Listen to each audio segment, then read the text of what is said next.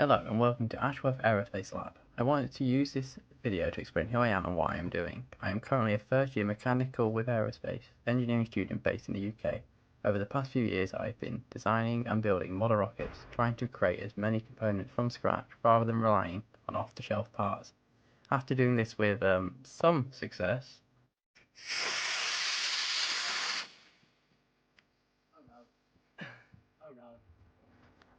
I decided to take on a more difficult challenge: design and build a thrust vector controlled rocket, or TVC for short.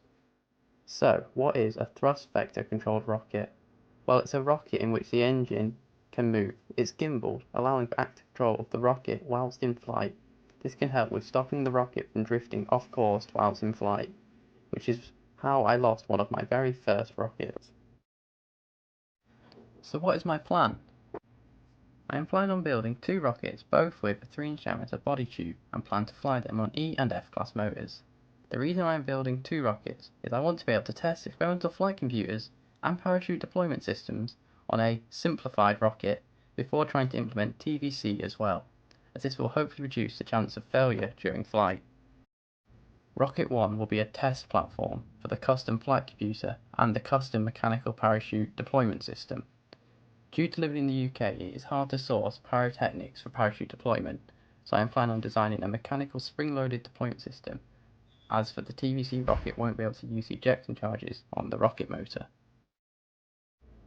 Rocket 2 is for testing of the TVC and integrating the custom flight computer and parachute deployment system with this to get the full system integration. This rocket will then go through different stages of testing, starting off with a static fire test, where we will pin the rocket to the floor, allowing nothing to move, and then it will be put into a gimbal rig, in which the rocket will be able to move but not actually take off from the ground, and then finally ending with full flight testing, implementing all of this together. So far I've designed, built and tested an initial iteration of the TVC setup. This initial version was made a few months back over spring break. It used some very oversized servo motors with these adjustable ball joint push rods. This gave the system a lot of play, so I moved away from this design. I still wanted to test this, so I used a D-class motor and mounted it to my workbench for initial static test, where things did not go as I had intended.